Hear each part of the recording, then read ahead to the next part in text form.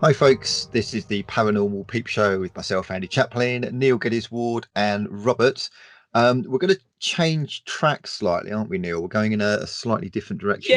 Yeah, we were just talking in the break because I just asked Robert if he would kindly, before we forgot, because I know that we can go off in all sorts of directions, and I thought this is one thing I really want to kind of nail is that during our Christmas episode, which was done with Unite Planet as well, Robert came on and gave us some very, very interesting anecdotes concerning himself and also his psychic friends. So I thought it'd be really lovely if he could repeat those. Maybe we could probe him a little bit about those experiences.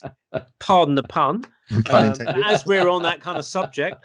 So Robert, tell us. I don't know which one you want to talk about first. Maybe you decide which one you want to tell us about first. Your wife or your psychic friend. My psychic friend. Okay, I'll talk about his experience. He has since being taken by ETs while driving down the motorway. I won't say which one. All his family were taken. They took the car as well, and they were gone for quite a long time. And after that, all the family became gifted. I'm sure that they had gifts to start with, but without a shadow of a doubt, these gifts were magnified greatly. Which I've come across that also before with other people who've had ET experiences who were, say, a healer, and found after the experience that for a short while at least, they had a lot more ability. So he became extremely psychic, and so he sees spirit every day, and he sits down and talks with them.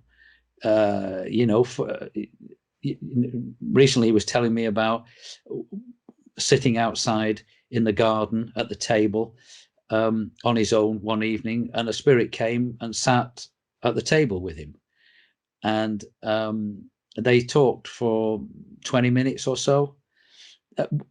Interesting, just a quick aside on this. One of the questions my friend asked was, how do you know that I can see you? Because it's very obvious that when spirits know that a person can see them, they all make a beeline for that person. And the spirit said, "Oh, that's easy. When we're flying about up there, we can see you because you give off a light, and so we come straight in and bang, there you go." So I thought that was quite interesting.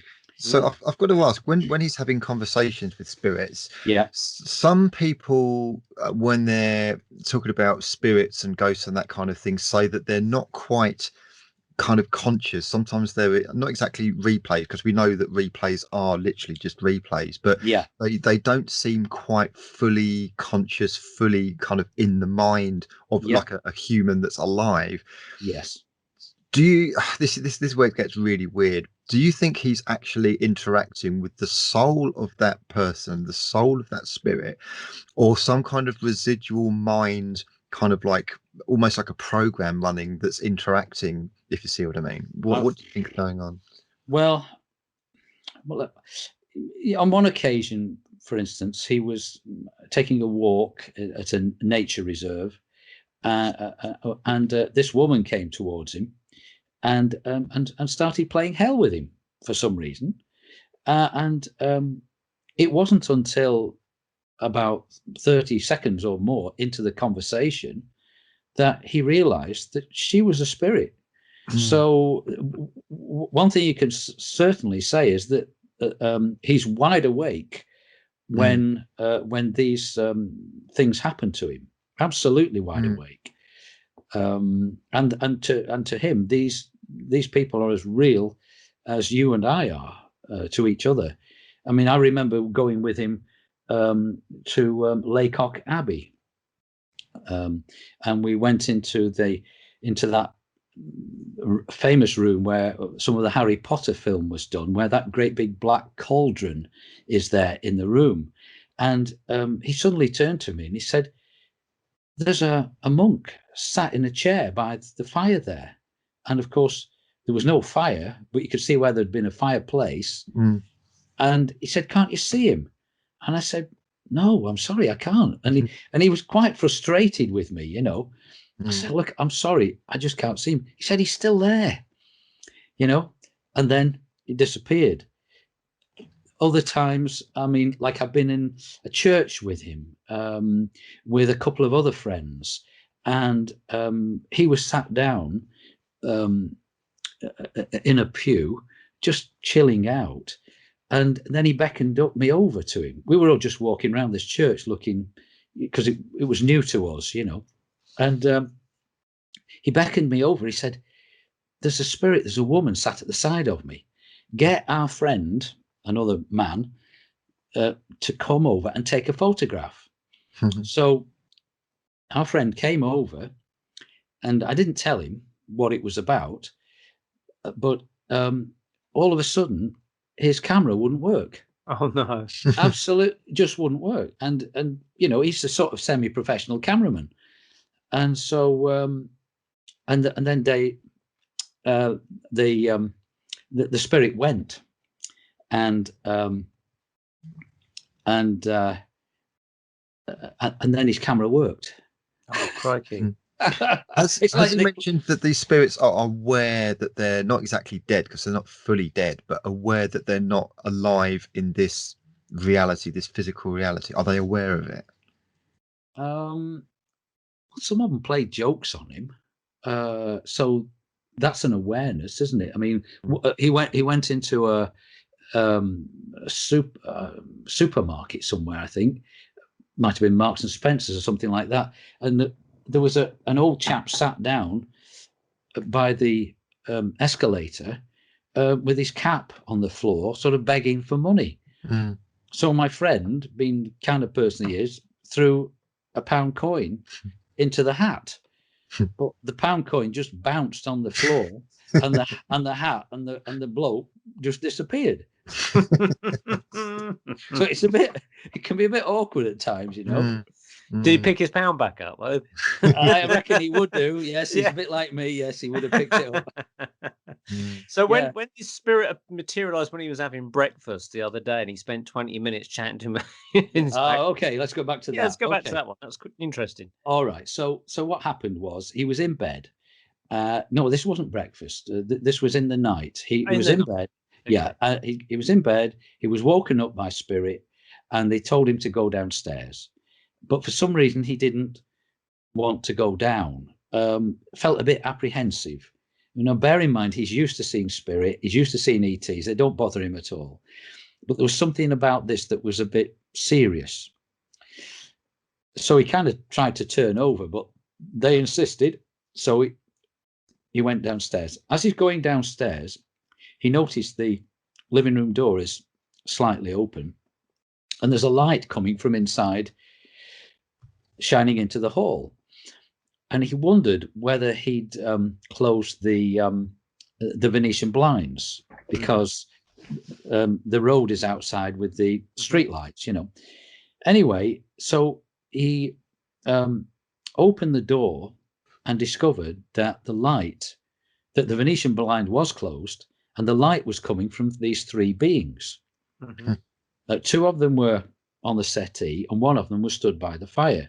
They were all very tall, 7 feet tall, and they all had very long beards down to the waist. The one by the fireplace had a staff as well, which he remembered. And it was the one who was standing who told him to sit down in the other armchair, and then proceeded to advise him about how he should behave with regard to what's going on in the world at the moment. Because he cares a lot about people and society, he's very unhappy about what's taking place at the moment with all the psychological damage that this is doing to people. And but this person, who I later discovered from another friend, was called Barnabas, and is actually a kind of librarian on board ships. But that's really not giving him his full title, if you like. It is far more than that. He's a custodian of the records, if you like. And he told my friend that he mustn't get too involved. Don't get upset. It's all going to plan, whatever that plan is. Yeah, whose plan and what plan is that? yeah, exactly. And he spoke to him for about 20 minutes, and then the three of them just disappeared. Since that time, I can tell you that about 3 weeks ago, my friend was not really listening to the advice of these three people and getting a bit upset about everything, just like everybody. Well, I am as well, you know. And so he's coming downstairs, and as he got down the stairs, the living room door opened, and this chap came out who was, he thinks, probably one of those three. And he had a cloak on, and quick as a flash, this person with the long beard, the whole thing, wrapped the cloak around my friend and said to him, please don't worry, don't get involved, everything's going according to plan. Okay, so then, and this being was illuminated too, and then the being left, and my friend then went in the kitchen to make a cup of tea. He needed a cup of tea after that. And as he's walking out of the kitchen, he thinks that his dressing gown catches on the door handle. But in fact, it was the cloak that caught on the door handle. He was still wearing the cloak. So that's just another... so a spirit cloak remained with this guy? Yes. Yes. Has he still got it? I don't believe so. He's certainly not said so to me. No. Did they divulge any other information? Because I think we really need to probe what plan and whose plan is it. And did you say that he spoke about things getting really bad in the first visit and pay attention to America? I seem to always say. Oh yes, absolutely. Let's expand on that. Okay. I mean, there are other people who have said the same thing. I'm afraid things are going to get really bad before they start getting better. And to me, oh crikey, I don't want to talk about politics because that might upset people, but I'm not very happy about what's happening at the moment. Let's come out and just be straight about it. I think there's an attempted communist coup going on in America. Got you. 100% agree with you, and there's no question about it. That is People exactly don't like it. Screw them. I don't care. It okay. is. Yeah, 100%, and it's so obvious, and they've got all the information. They know that at least 60% of it was done by China. Yeah. So they've got them on toast, really. They found Chinese spies in bed with some of these senators and Congress. Chinese spies. Yeah. So I'm just waiting for the military to step in, because I mean, there's got to be some real patriots amongst the military in America. Are you a follower of Simon Parks and that kind of stuff? Yeah. Yes, I am. For the love of holy Moses, I hope he's right, and I hope his contacts are right, because if he's not, America is screwed. It's end of America.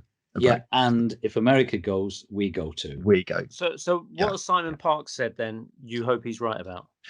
Okay, his take on it is that there is a weird kind of parallel thing going on where, although Joe Biden technically looks like he's been inaugurated as president, some people believe that it's actually done within a studio, not actually in the White House, and some people believe that the military are actually still taking orders from Trump. And they're saying that Joe Biden is being denied access to the Pentagon and anything to do with like Secret Service records, anything like that, and that technically Trump is still in charge. Yeah. I hope this isn't just a pipe dream. And the theory goes that the military are waiting for the communists to dig their own grave, whereby they will step in and basically say, this is unconstitutional. We have sworn an oath not to the president, but to the Constitution of the United States, because this is what they swear an oath to. They don't swear it to a president like we swear it to the Queen. They swear it to their US Constitution. At this point, hopefully, the military will step in and say this is unconstitutional. And whether they'll have another election or whether they'll bring Trump back in, I don't know. But this is the theory. I hope it's true. I hope it's true, because I want personally the best for not just the people of America, but the whole world. I want peace and harmony and unity. I do not want communism on this planet. So that's where we're at. Couldn't agree more. So this Barnabas character, yes, seemed to be pointing around that kind of idea. Oh yes, he was quite straightforward and said that things are going to look really bad before they get better, but they will get better. So I don't know. Was he talking maybe about the COVID thing as well? Or well, the COVID is part of it. I mean, you know, it there's no doubt that it came from a laboratory in Wuhan in China, which is quite interesting that the Black Death plague came from China in 1333. It did from the rats. Yeah. Yeah. Well, so from the rats, yes, in China, yes. Yeah. Not the bats, the rats. But they taste better. But the problem is that there's so much corruption in America. You know, I mean, this virus was probably developed in a laboratory in America to start with, and then it was taken to Wuhan in China, and the development of it was continued with the funding of people like Fauci and Gates. So it's all part of the big plan, which is part of the Great Reset, which you know is all again part of it. And what it is about, it's about culling the population of the earth, as written in the Georgia Guidestones. Yeah, all this is all, you know, together. Would the culling of the population come through? Because I mean, you know, from what I understand of this virus, is that it's only a very small percentage of people die. 99% get, you know, survive it, and a few people get it, but you know, they come out of it. And so would the culling, because it seems a very small amount to cull from that, or would the culling come from maybe mishaps with supposed cures, like yes, like the vaccine. Yes, the vaccine. That's the word I'm looking for. V word. The V word. Yeah. So yes, it may not be that the main mortality occurs now. It may be in a couple of years' time, if a different you know, flu is released, and our body doesn't recognize it because of the changes to our DNA done by this RNA vaccine. That's you know, that's which apparently might be infinite, because they're saying that it's not like a lifetime thing. It lasts maybe 6 months or so. Then you need another one and another one and another one and another one and another, and your body is just going, whoa. They're never going to stop. Yeah, they're never going to stop. But anyway, so my friend sees loads of things like that, you know. He photographed, although I can't send you the photograph, I'm afraid. He photographed a being at the bottom of his garden, and that being, I'm convinced, is Apollo. The god Apollo. Yes. Right. Okay. Yeah. absolutely convinced. What does he look like in the photo?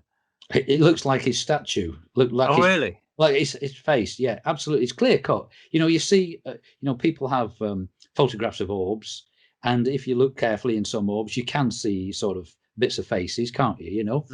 And that they may well be there, but you don't have to work hard to see this. This is like a photograph. You can see this being. He's there, and he's looking down at my friend's wife, who happens to be sitting in a swing seat at the bottom of the garden where this person is.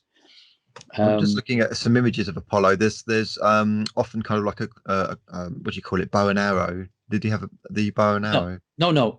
This is just his head. Just his head, right? Just his head inside a I don't know, an area of light, if you like. But around the head is a wonderful sapphire blue sort of a color, which is a color that I've seen before with this kind of thing, very spiritual color. With the being Barnabas now. I was under the impression he's like from the spirit world, but are you saying he's from an ET craft, not the spirit world? Yeah, I see. I believe so. And he looked fully human. Oh yes, definitely. Yeah. I'm fortunate. Like I told you, I have many friends that have incredible experiences. One friend I have who lives in this country, she has been going aboard ship since she was a child, and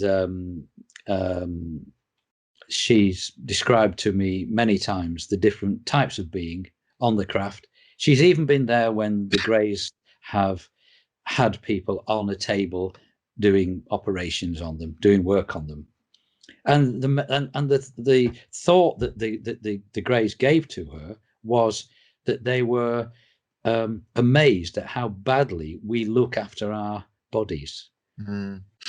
Yeah, it's quite interesting, really. So with regard to things that have happened to me, I don't automatically assume that it's bad or good. I'm basically I don't know one way or the other, to be honest with you. Yeah. Now, so I was going to say, getting back to your experience again with another spirit, and then we'll get back to the ETs if that's okay. We've talked about your wife, and you said that she came and visited you. She did, and you told us that story again in our Christmas program. Again, if you can go into detail, we'll ask you questions about that. So, how did that come about? Well, my wife died at the end of June in 2013. And as far as I was aware, she hadn't visited me at all until the last day of February, I think it was, 2014. So I don't know what that is, 6 months, 8 months later. Yeah. The first time it happened, I can't swear that I was fully awake. But what I felt was happening was that the duvet on her side of the bed, we have a king size bed, was going down, and that she was there, and then after a while she left, and that was it. But that really woke me up, and I kind of sort of half sat up in bed, thinking about it, and then she came back again just a few minutes later.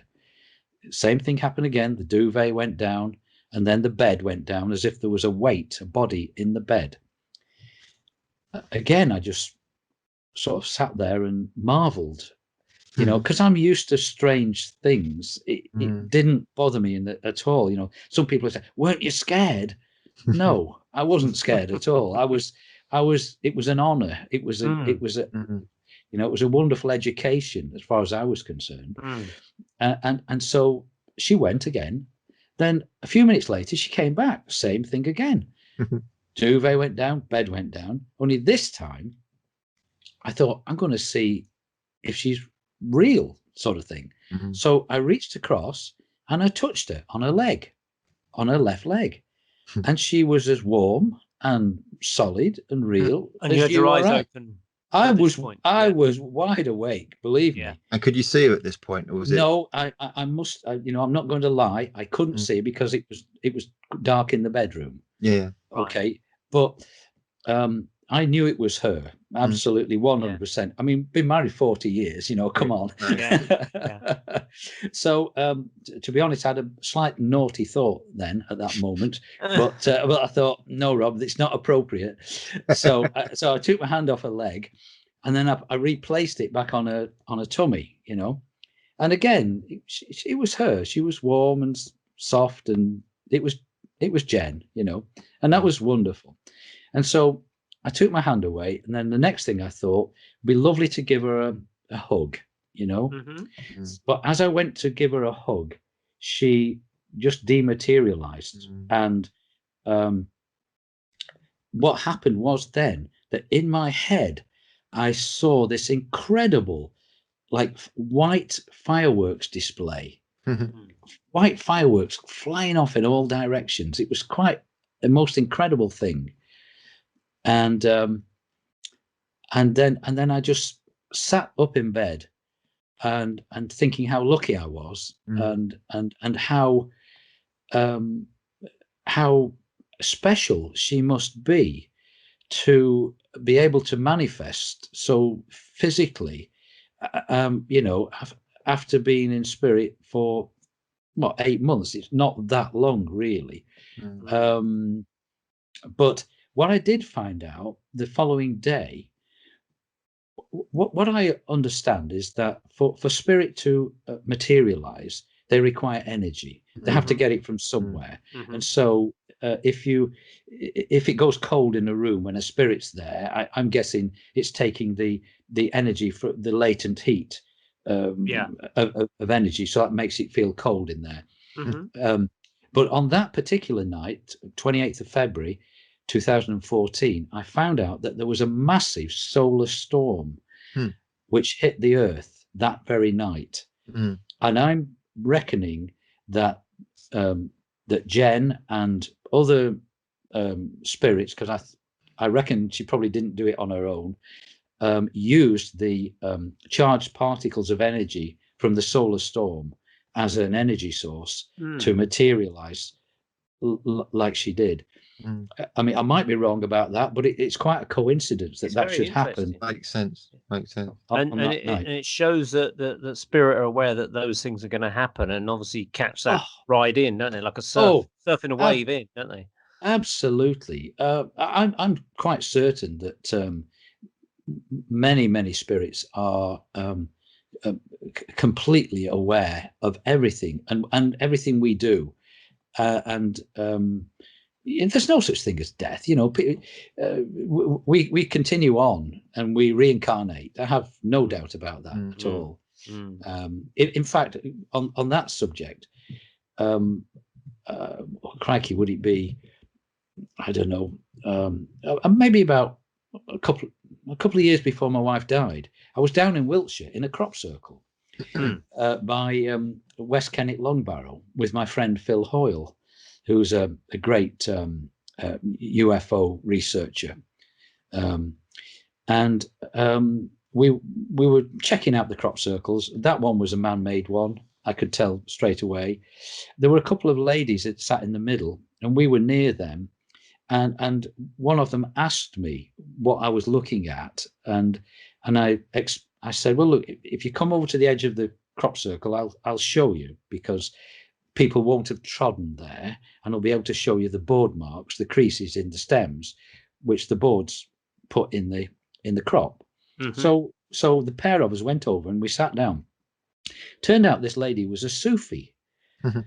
Okay, and a damn good one too, but from what I could tell. And so I explained this to her. Then all of a sudden she started channeling ETs. And in actual fact, they gave me a bit of a bollocking. She didn't mince her words. They want me to write a book, and I've not done it, and so I guess that was part of it. But she then went on to talk about my wife, and but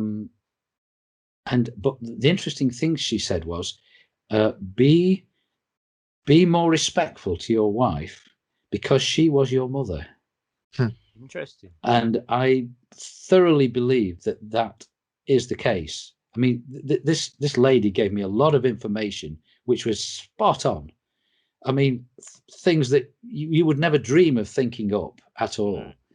And of course, it makes a bit of sense because my mum's birthday was the 19th of January. My birthday's the 20th of January. And my wife's birthday was the 21st of January. Oh my God. So I was sandwiched between my two mothers. Must have been an expensive week. Yeah, birthdays come around, yeah. But you know, I can thoroughly believe it, that she had been my mother in a past life, and I'm quite sure that we'll be together again in another one. Have you had independent verification through mediums with your wife coming through, maybe? Yes, indeed, I have. Yes, yeah, because you accepted those. You thought they were truthful, and oh, absolutely, yeah, without a doubt. I'm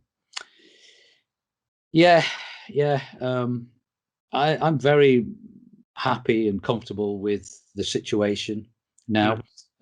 You know, I know that it wasn't her path to carry on in this life with me any further, and that I've got to make another start, if you like. And in some ways, I've changed a lot since she passed.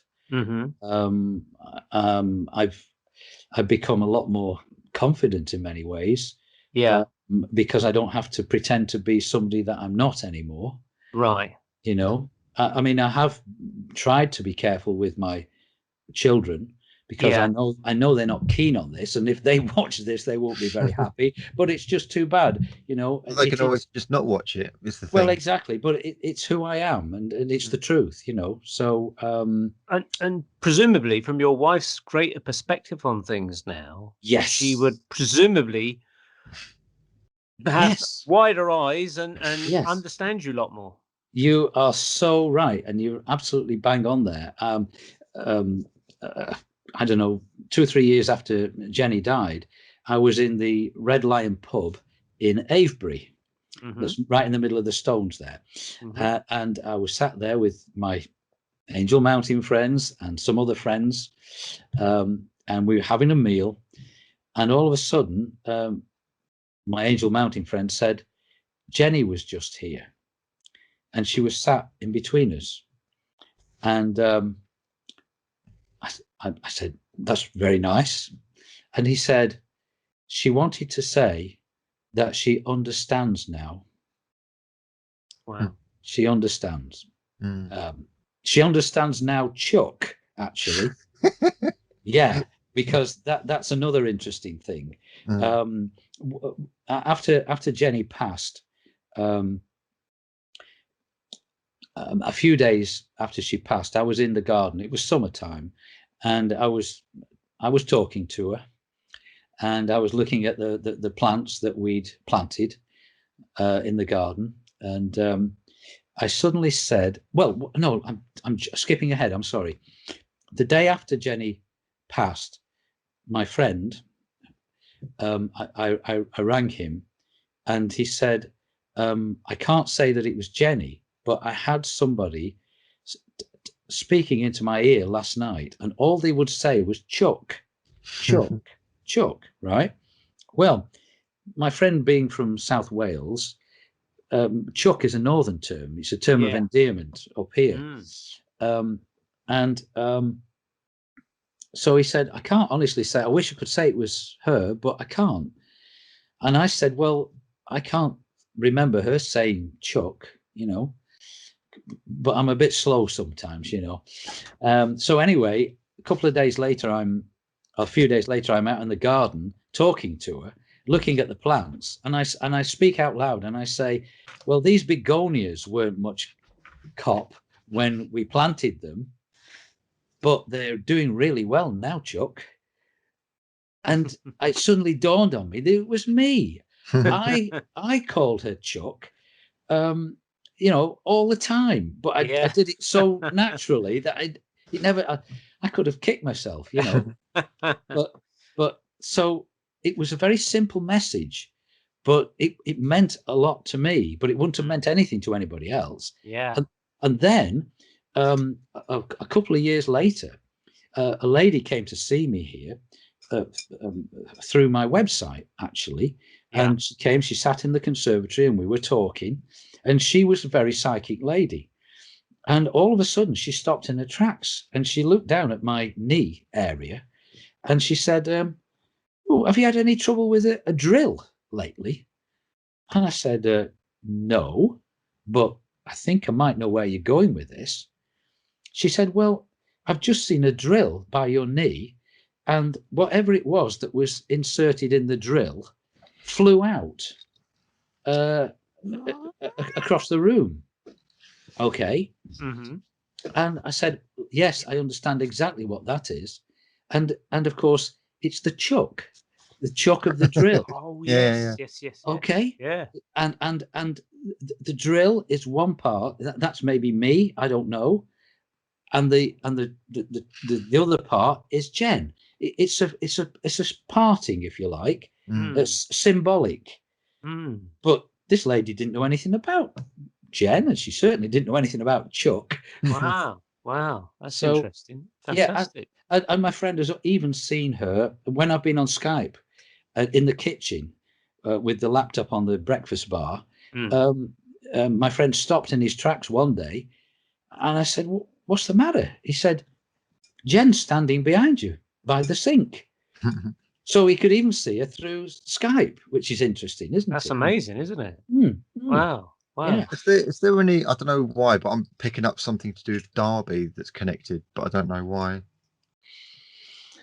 Well, not with Jenny and myself, but I mean, obviously, Paul, Unite Planet come from Derby, and of course Andrew Johnson comes from Derby. So I don't think that's it. I don't know what it is. Sometimes I get stuff, but I don't think that's it. I don't think that's it. Right. Who knows? Hold on to it, as they say. Yeah. Well, yeah. It's kind of things come in and then it just hangs there, and it's just kind of like bugging me a little bit. And I know I've got to say it, but it's a good thing to say it. Yeah. Maybe it'll trigger something later. So you mentioned crop circles, which I thought that's an apt point to go into crop circles. So you've been involved in crop circles for quite a few years. How did you get involved in crop circles? Crikey. In early 90s, I saw the local newspaper, which had an article about UFOs in it, written by a chap called Roy Dutton, who lives about 8 miles away from where I live at the time. And so I got in touch with him through the paper, and it turned out that Roy was one of the early investigators of crop circles with Colin Andrews and Pat Delgado, and others. And in fact, so Roy spoke to me on many occasions about crop circles when I went to visit him. And he'd even made a machine because he was an aeronautical engineer. And he made this machine, this contraption, which he wound manually, and it involved like a brush moving across a table through gears, and the brush, and on the table he put like flour on the table, or sugar, I can't remember what it was.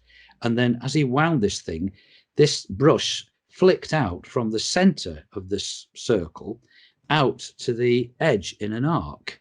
And then it flicked back to the middle, and then it flicked out again, and it kept on building the pattern in a series of arcs. I have a feeling I've seen a video of this somewhere. You probably will, because that maybe Richard Hall. Perhaps it's on that. Crop circles, the hidden truth. It looked as if they'd been formed by something going out outwards from the centre of the formation at a steady speed, while something else was going round, rotating at it was a fixed going rate. at an increasing rate as you went further out, like on a roundabout. You see? Now, putting those two vectors together, those two systems together, I could actually reproduce those things accurately, those swirls. I produced this model to demonstrate to audiences the principles involved. This little arm here, with the brush on the end, in fact is free only to move radially outwards. And it flips back to the middle and then begins to move radially outwards again in a straight line. But as this is happening, the whole assembly is rotating steadily in one direction or the other. It could be clockwise or anti-clockwise. So that the path travelled by the brush is a spiral path, a curved path. Now I'm going to try to demonstrate how the circle is produced in this way.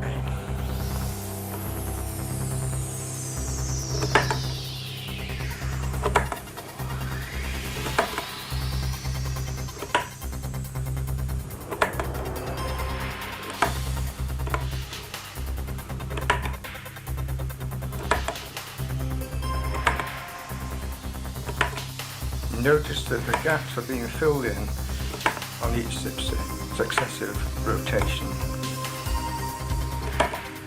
until the entire circle is created.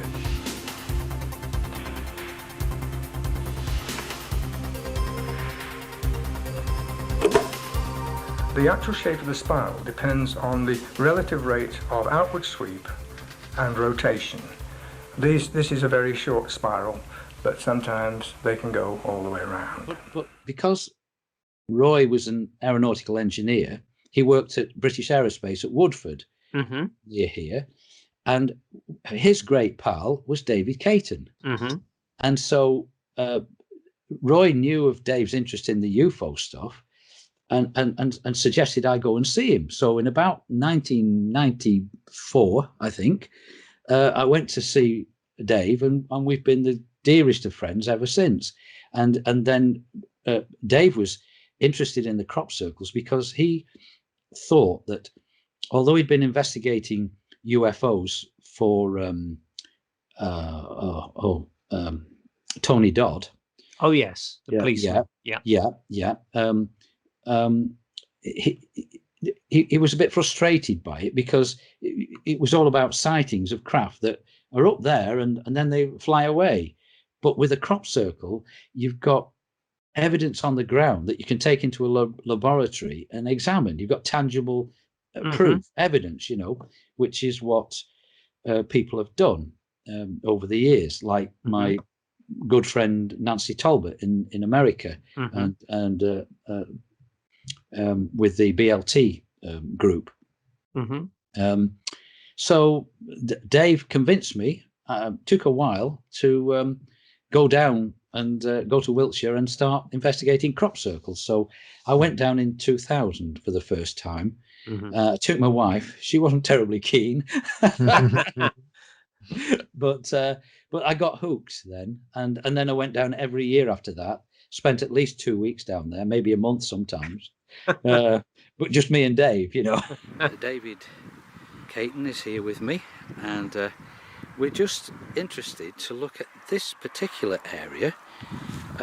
First of all, may I show you, that's the centre of the crop circle, but this area here is sort of part laid and part not laid, and it is making me wonder how this could be achieved, because if we come down here and we look at, say, these stems here, these have never been laid, and certainly if we look at those have most definitely never been laid. They're untouched, and yet if we come down into the crop, we can see that these stems here have most definitely been laid, and they're actually laid within the crop that is still standing and untouched.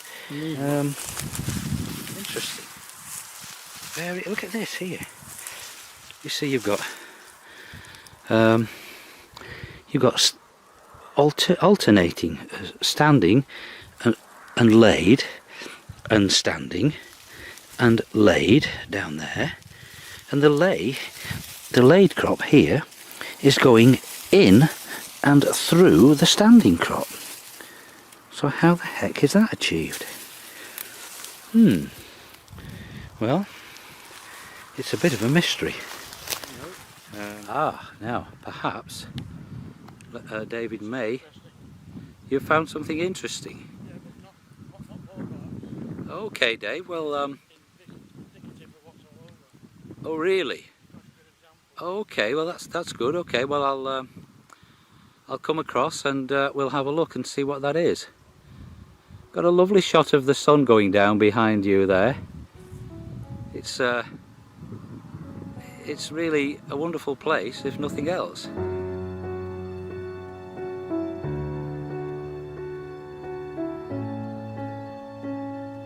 And we made some real good friends.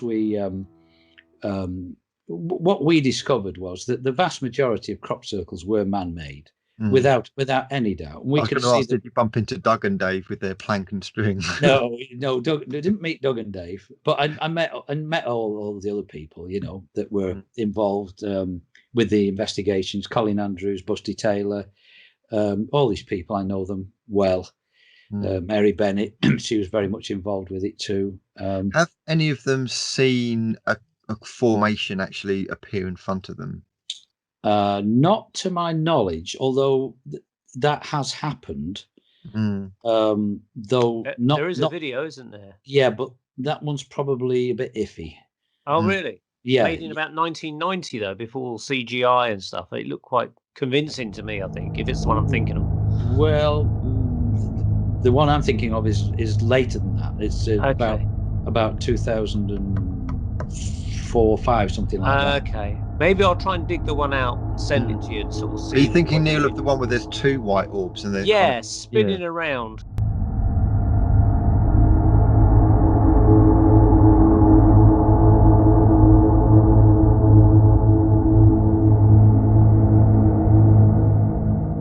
No, they showed that for the first time at the Barge pub. I remember. I wasn't there, but I know people who were. I think there was a studio in Swindon that may well have been involved with doctoring all that up. But be that as it may, there are genuine crop circles. There's no question about that, and they are made by ETs. No doubt about that either. I was very fortunate to go in one in 2002 with David.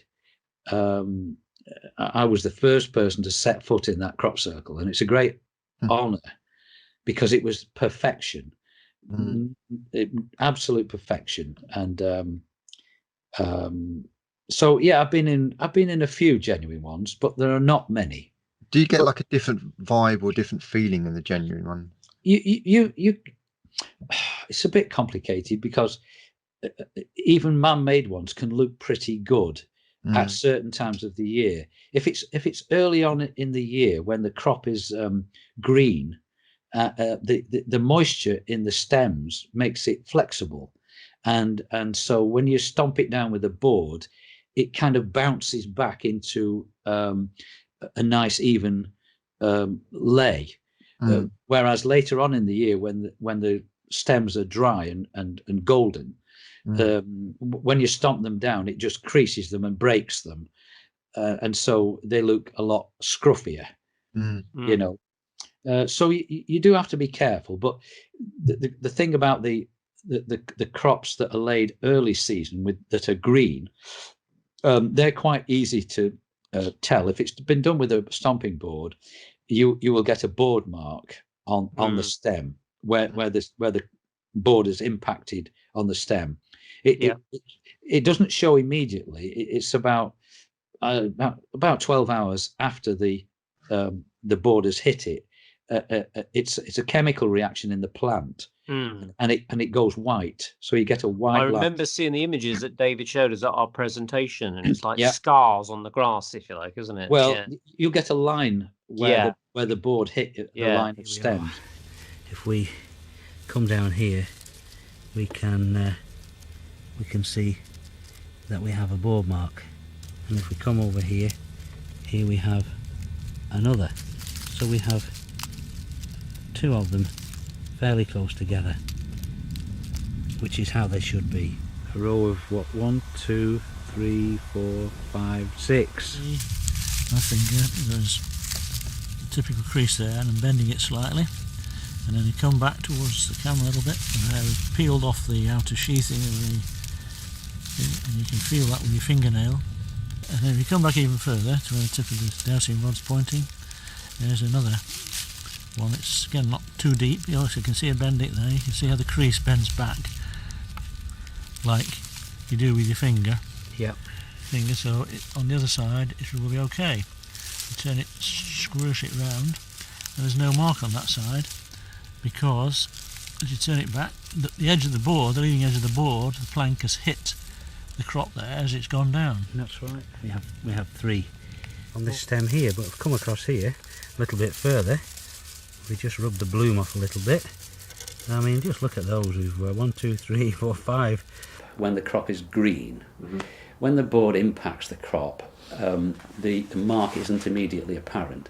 It takes about 12 hours or so for the chemical reaction in the plant to create a white line on the stem. So we thought we ought to prove this ourselves. Having knocked it down, we'd go in to check to see how long and see if any of these marks appeared, which they did. It took about near 20 hours, I think. Possibly, but it depends on the maturity of the crop. Yeah. If it's early in the season and there's plenty of sap going up through the green stems, then they're as easy as pie to spot. Okay. But later in the season, as the moisture comes out of the stems and they start to go that straw colour, then they're very difficult, and you simply have to get down on your hands and knees and check. So presumably for the man-made ones, you'd also see some kind of track or pathway where people have walked into it as well, would you? Sometimes you do, but people will walk down tractor lines, and they'll do their best to, they make a damn good job, some of them, and sometimes it's not easy, but I've never failed to be able to tell. And usually I can tell within a minute, I remember David talking about metallic spheres or something found in presumably the genuine crop circles. Well, that came about when Busty Taylor and Reg Presley went on a breakfast TV show, and they took some samples of stems and some soil, and from a crop circle, which they believed to be genuine, which may have been, I don't know.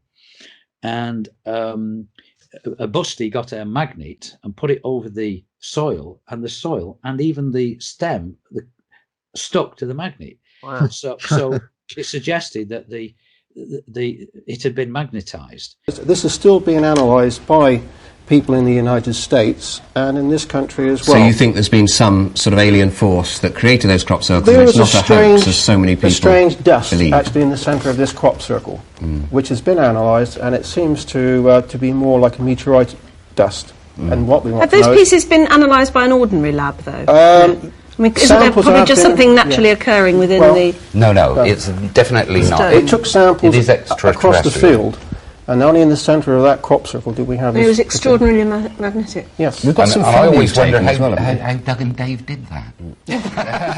And apparently what I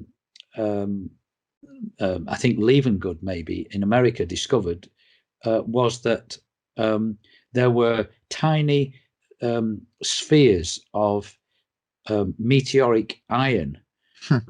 It spread throughout the crop circle, and with a greater concentration, I think, towards the center. And this was like, I mean, meteoric iron falls from the sky all the time, but there was like 100 times more concentration in the crop circle than anywhere else, you know. Which kind of suggests that maybe if these are particles, they were maybe used in almost kind of like spraying the crops into their formations, maybe like a sand gun. Well, I think it's probably some kind of like a magnetic energy that has attracted this from higher up, because I think these things are you know, beamed from I know of a person who actually watched a craft on a field at all Cannings in the Pewsey Vale, with some contraption underneath it, like a big compass arrangement with a light on it, and the next day there was a crop circle there. So she didn't actually see the crop circle being made, but she saw the craft that was making it, prepping it. yeah. So there's a hell of a lot of ET activity down there in the Pewsey Vale.